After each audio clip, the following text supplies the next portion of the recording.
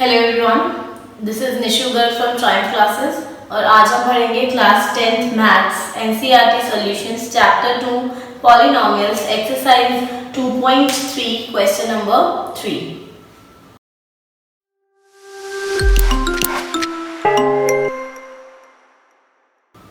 अगर अभी तक आपने इस चैप्टर की समरी की वीडियो नहीं देखी है और बाकी के प्रीवियस क्वेश्चंस की वीडियो नहीं देखी है तो उसको देखना ना भूलें, जिसका लिंक मैंने डिस्क्रिप्शन में दिया हुआ है। तो चलिए स्टार्ट करते हैं। अगर हम इस क्वेश्चन की बात करें, obtain all other zeros of 3x raised to the power 4 plus 6x cube minus 2x square minus 10x minus 5 out of which two of its zeros are already known to you. Right? This is the most important question for your exams perspective.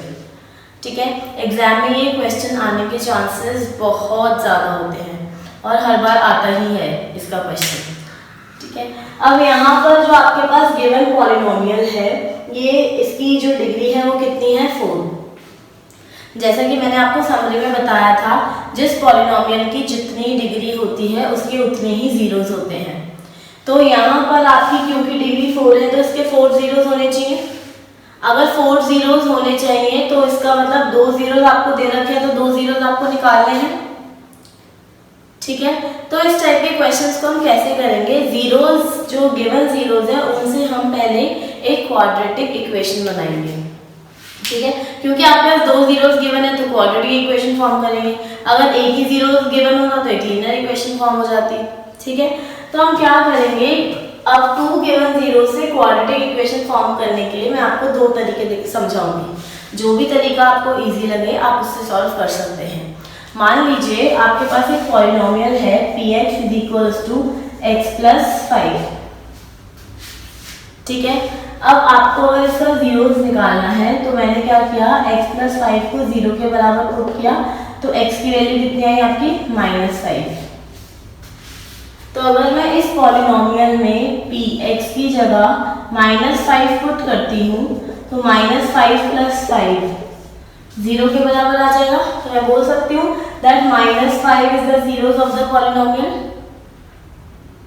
ठीक है, अगर मैंने -5 put किया है तो factor polynomial तो आपका x + 5 है। अब यहाँ पर क्योंकि ये क्या दे रखा है, प्लस का √5/3 है। अगर ये जीरोस है तो इससे जो पॉलिनोमियल होगा वो तो x - √5/3 होगा। इसका मतलब है कि अगर इसको मैं √5/3 को इस पॉलिनोमियल में पुट करती हूँ तो मेरा जो रिमाइंडर बचेगा वो कितना बचेगा, 0। क्यों? क्योंकि ये इसका फैक्टर है। जीरोस दे रखा है, इसका मतलब ये इसका फैक्टर है या फिर रूट है। तो अगर √5/3 दे रखा है तो हम -√5/3 कंसीडर करेंगे, और अगर -5/√3 दे रखा है तो हम x + √5/3 कंसीडर करेंगे।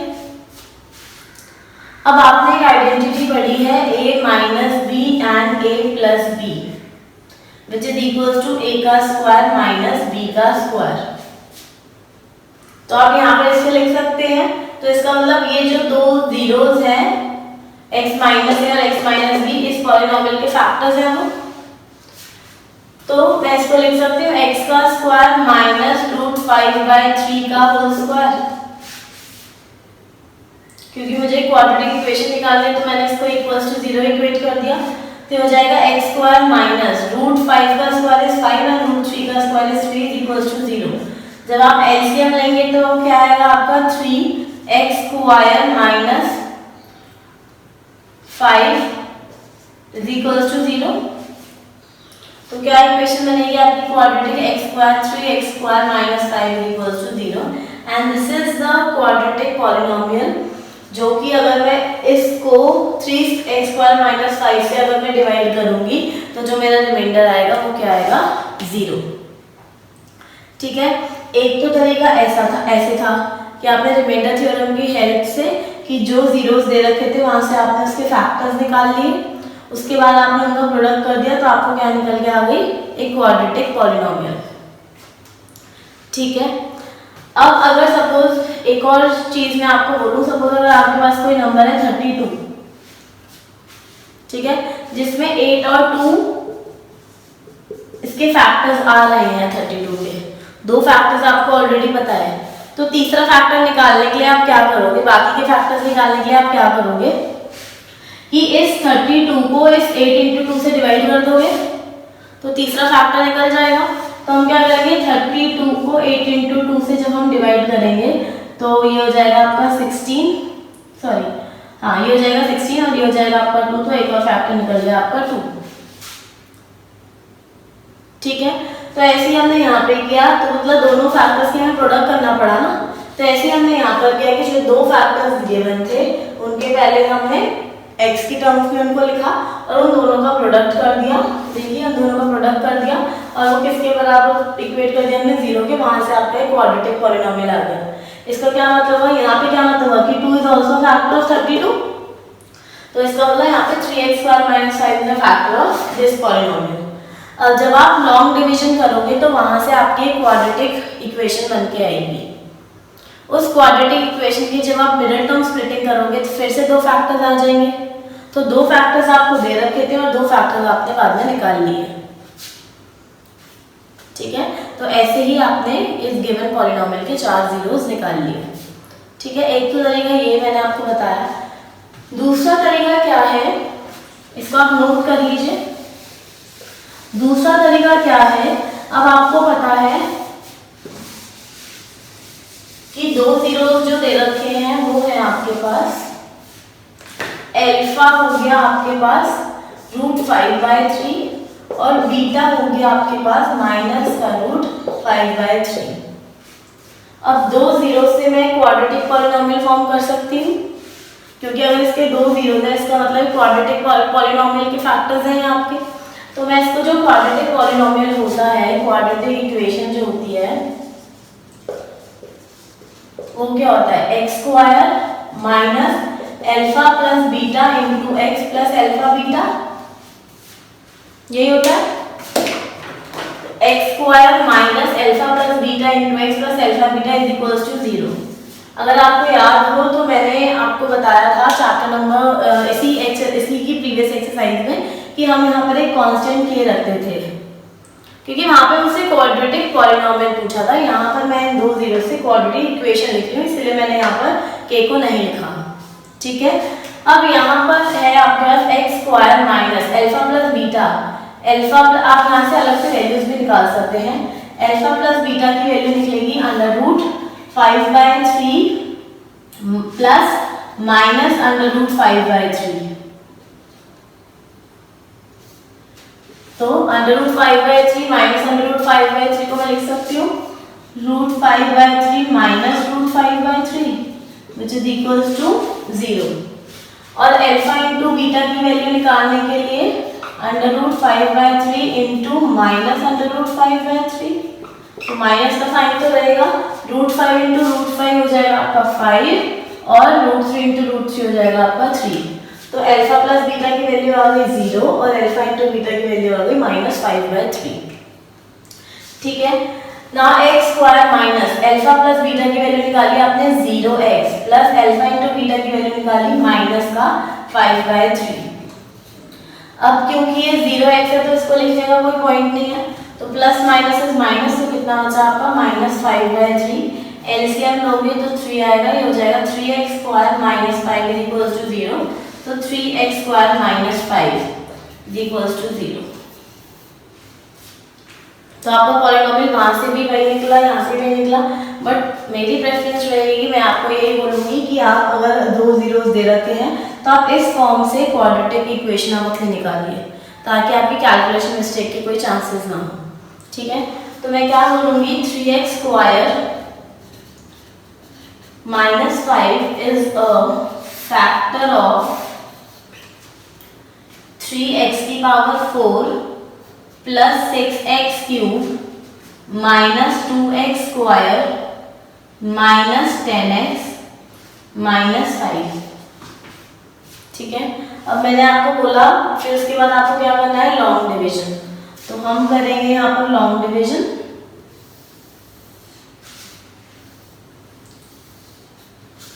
हम करते हैं यहाँ पे लॉन्ग डिवीजन। लॉन्ग डिवीजन के लिए जो आपकी टर्म्स हैं वो है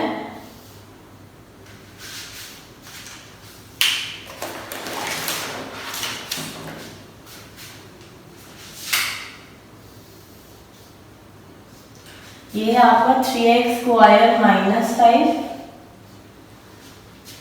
और ये है आपका 3x⁴ plus 6x³ minus 2x² minus 10x minus 5। अब 3x² की मैं यहाँ पर अब कैलकुलेशन करके दिखा रही हूँ आपको। 3x² की किससे मल्टीप्लाई करूँ कि 3x⁴ आ जाए, तो x⁴ 2 है, x⁴ 4 है, तो एक तो x⁴ 2 चाहिए और मुझे क्या चाहिए 1 चाहिए। क्या चाहिए 1। तो मैं क्या लिखूंगी यहाँ पर सिर्फ x² लिखूंगी ना। 3x² की मल्टीप्लिकेशन x² के साथ होगी तो कितना आएगा 3x⁴ ना। माइनस 5 की मल्टीप्लिकेशन x² के साथ होगी तो कितना आएगा माइनस का 5x²। Next step is to change the sign. जब आप साइन चेंज करोगे तो यहाँ पे माइनस और यहाँ पर प्लस, तो ये वाली वैल्यू आपकी कैंसिल आउट हो जाएगी। तो ऊपर से कॉपी करेंगे इसको 6x³ minus 2 plus 5 is plus 3x²। ऊपर से कॉपी करेंगे माइनस का 10x और माइनस का 5। आप इसको अपनी कन्वीनियंस के हिसाब से भी कॉपी कर सकते हैं, जरूरी नहीं है आप ये कॉपी करें जैसे मैंने लिखा।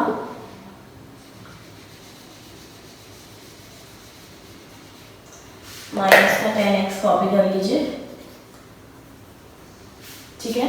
नाउ 3x² की किससे मल्टीप्लिकेशन करूं कि 6x³ आ जाए, तो यहाँ पर x⁴ 2 है, x⁴ 3 है, एक तो x3 और एक मुझे क्या चाहिए 2 चाहिए, तो मैंने किससे मल्टीप्लिकेशन करी प्लस के 2x से।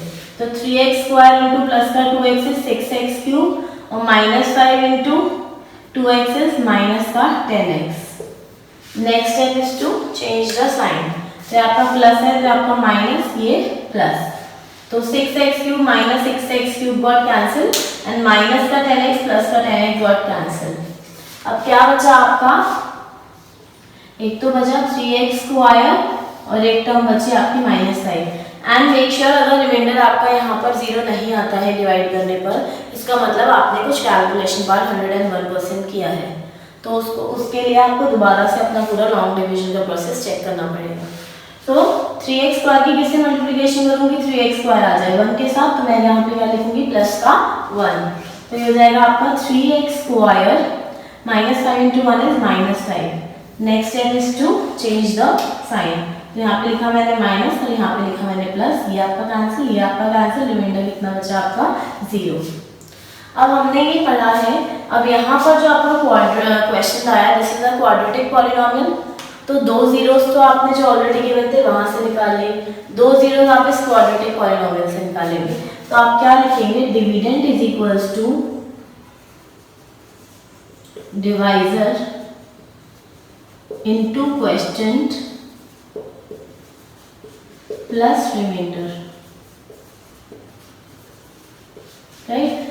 तो ये जो आपका डिवाइजर है ये क्या है 3x² माइनस 5, जो क्वेश्चन है वो कितना है x² प्लस 2x प्लस 1 और जो रिमाइंडर है वो कितना है 0। तो 3x² माइनस 5 को मैं लिख सकती हूँ, जो आपके 2 जीरोस आए थे, x माइनस √5/3 और x प्लस √5/3।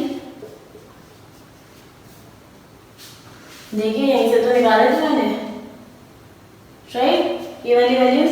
अब x² प्लस 2 है, मतलब 1 के ऐसे फैक्टर्स इनको प्लस माइनस करके 2 आए, मैं लिखूंगी x² plus 1x plus 1x plus 1। आप एक्सरसाइज 2.2 के पहले क्वेश्चन में मैंने मिडिल टर्म स्प्लिटिंग अच्छे से समझाई है, आप उसको रेफर करिए अगर आपको कोई भी डाउट है तो ये हो जाएगा आपका x माइनस √5/3 x प्लस √5/3, ये हो जाएगा आपका x² प्लस x है तो x प्लस 1 कॉमन, प्लस 1 है तो x प्लस 1 कॉमन, ठीक है। I am going to do the first 2 steps.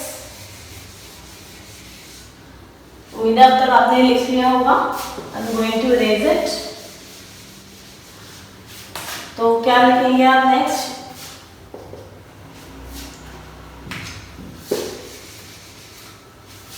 ये हो जाएगा आपका डिविडेंड इज इक्वल्स टू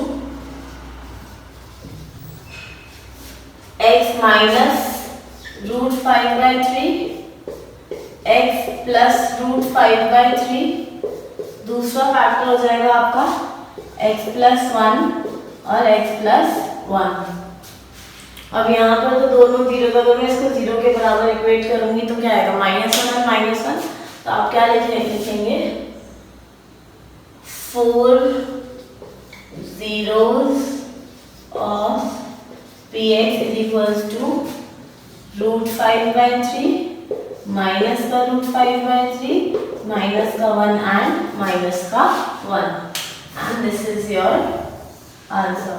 आपको ये चीज लास्ट में लिखना पड़ेगा कि जो आपके 4 जीरोस आए हैं वो कौन कौन से हैं। ठीक है, तो सबसे पहला स्टेप आप क्या करेंगे, जो 2 जीरोस गिवन है उससे आप क्वाड्रेटिक एक इक्वेशन फॉर्म करेंगे। उस क्वाड्रेटिक इक्वेशन, क्योंकि जो क्वाड्रेटिक इक्वेशन आई है वो गिवन इक्वेशन का फैक्टर है, तो उस क्वाड्रेटिक इक्वेशन को आप गिवन जो आपने गिवन पॉलिनोमियल है उससे डिवाइड करेंगे, गिवन पॉलिनोमियल को उस क्वाड्रेटिक इक्वेशन से डिवाइड करेंगे। उसके बाद जो आपका वहाँ पर क्वेश्चन आएगा उसकी मिडिल टर्म स्प्लिटिंग करेंगे। मिडिल टर्म स्प्लिटिंग में बाकी के 2 फैक्टर्स आपको मिल जाएंगे, देयरफॉर आपके पास चारों जीरो उस क्वेश्चंस में उस पॉलिनोमियल के फॉर्म हो जाएंगे। राइट, उम्मीद करती हूँ कि आपको समझ में